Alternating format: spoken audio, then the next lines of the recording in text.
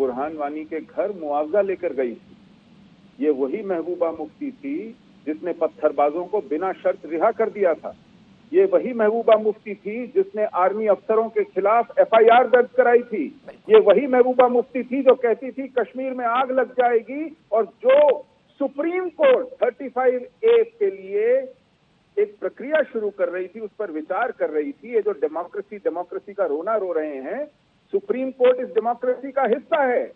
वो एक याचिका पर 35A के ऊपर ड्यू प्रोसीजर के तहत विचार कर रही थी। ये कह रहे थे कि अगर उसको हाथ भी लगाया तो पूरा जिस्म झुलस जाएगा। ऐसे लोग डेमोक्रेसी की बात करते हैं, जो पूरी दुनिया को, पूरे देश को, पूरे अवाम को बंदूक की नोक के ऊपर अगवा करके रखें या अगर भेदभाव करके रखें, वो आज डेमोक्रेसी रो रहे हैं। इनको जेल में होना चाहिए।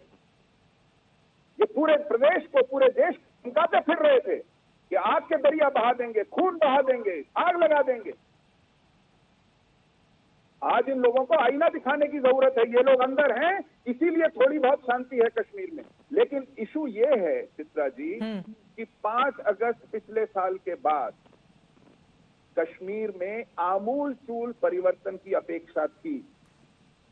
5 अगस्त को जिहाद के खिलाफ एक ऐलान जंग था। क्या हुआ था? सिर्फ पार्लियामेंट में एक घोषणा हुई थी, राष्ट्रपति ने कुछ कागज पर हस्ताक्षर किए थे। जमीन पर जो कार्रवाई होनी थी, वहां के मीडिया में, वहां के एकेडमिया में, वहां की ब्यूरोक्रेसी में, वहां की जुडिशरी में, वहां की सिविल सोसाइटी में जो जिहाद काबिज है, शिकंजा काबिज है, उसकी मुट्ठी मरोड़नी थी, उसकी कमर तोड़नी थी। उसकी जगह वहां पर फिर से दिल जीतने की कार्रवाई शुरू हो गई है। फिर से वहां पर लेन देन, लल्लो चप्पो, चलो जी आपको रिहा करेंगे, चलिए नहीं, साफ साफ बताइए कौन कौन कर रहा है ये सब? दिल जीतने की कोशिश कौन कर रहा है? और जो मेन मुद्दे हैं उसको दरकिनार किया जा रहा है।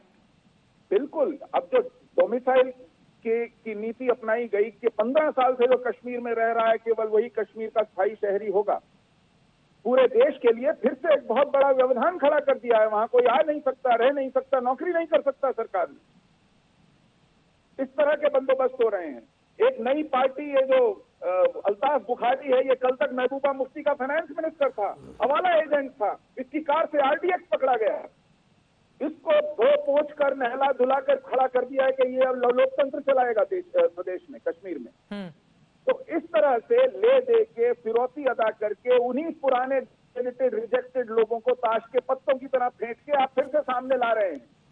वहां पर नए लोग लाने चाहिए। इन पुराने लोगों की अब इनका वक्त खत्म हो गया। इन लोगों को ये एक्सपोज हो गए हैं।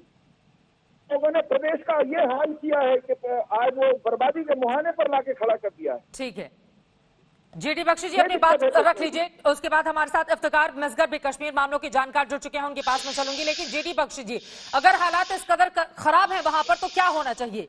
क्योंकि ये तो उम्मीद की जा रही थी कि बीते 1 सालों में कश्मीर की तस्वीर पूरी तरह से बदल जाएगी, लेकिन हाल के दिनों में सरपंचों पर हमला लगातार वो भी हो रहे हैं, इस तरह के मामले सामने आ रहे हैं।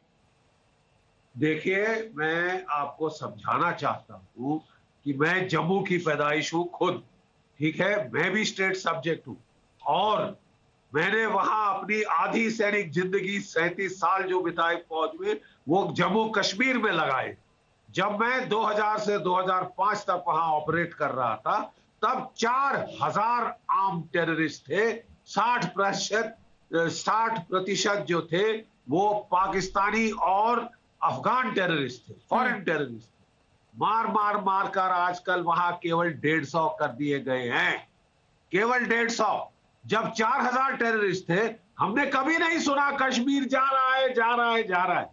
लेकिन आजकल चिल्कों लगा रखी है ऐसे लोगों ने जो अभी आपकी चैनल पे चिल्ला रहे थे, बड़ी दुहाई दे रहे थे कि क्या क्या उन्होंने राष्ट्र के लिए किया है, उन्होंने गद्दारी करी है, उसके सिवा कुछ नहीं किया। वहां जरूरत है, बिल्कुल सहमत हूं मैं पंडित जी से, कि एक नए जो है आयाम की जरूरत है, एक नए ग्रास रूट लीडरशिप की जरूरत है, जो सरपंचों के जरिए, डायरेक्टली इलेक्टेड रिप्रेजेंटेटिव्स के जरिए आ रहा है। वंशवादों से उपज नहीं हो रहा।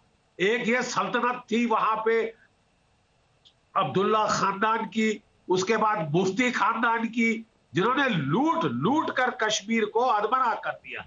और सारे ये टेररिस्टों को पनप दे रहे थे। हाँ। क्योंकि जब तक टेररिस्ट वहां पे सक्रिय थे, ये लोग बिल कर सकते थे सेंट्रल गवर्नमेंट को फंड्स के लिए, और खूब फंड खा खा के ये लोग मोटे आसामी बन गए हैं। कुछ लोगों तक नहीं जाने दिए, खा गए सब कुछ, खा गए। लेकिन जीडी बख्शी आज साहब, कश्मीर की सरपंचों ये पर हमला हालत तो है। सीधे सीधे लोकतंत्र पर हमला, क्योंकि ये चुने हुए प्रतिनिधि हैं। बिल्कुल सही कह रही हैं आप। तभी तो हमला किया जा रहा है, तभी तो हमला किया जा रहा है, क्योंकि डर सबसे बड़ा इनको ये है कि अगर सही प्रजातंत्र आ गया जो इस तरह बिकाऊ नहीं होगा, जो इस तरह कॉम्प्रोमाइज नहीं हो सकता, जैसे ये पार्टियां सरासर चोरी कर रही थी सियासत के नाम पे, इससे वो लोग घबरा रहे हैं। राउत पर जवाब दीजिए, उसके बाद इफ्तिकार साहब मैं आपके पास आती हूं। के बेचारे जो सरपंचों को मार मार के दहशत फैलाने की कोशिश कर रहे हैं, देखिए मैं वहां ऑपरेट कर चुका हूं, इसका जवाब बड़ा सीधा है। आप हर टारगेट को, डिस्पर्स टारगेट को प्रोटेक्शन नहीं दे सकते। कभी ना कभी जो वो बाहर जाएगा उस पे वार हो सकता है, इक्के दुक्के आदमी पे। तरीका यह है कि जो ऐसा काम कर रहे हैं उनको आइडेंटिफाई किया जाए। किश्तवाड़ में मैं था, 3 साल तकरीबन मैं वहां रह के आया हूं। वहां भी जो माइनॉरिटी को मारा जा रहा था, जब हम टेररिस्ट मारते थे वो बदला माइनॉरिटी के गांव में जाके लेते थे। और फिर मैंने देखा कि वहां एक ही तरीका था जो गुट लश्कर का ये कर रहा था। मैं उसके पीछे हाथ धो के पड़ गया, फ्लेम थ्रोअर से उनको खत्म किया, उनकी फोटो सबको दिखा दी कि जो फिर से औरतें बच्चे मारेगा उसका ये हाल, ये हश्र किया जाएगा। सब वहां पे मौतें बंद हो गई। जो हिंदुओं का पलायन शुरू हुआ था वहां से हिमाचल को, जम्मू को, वो सब वापस आ गए।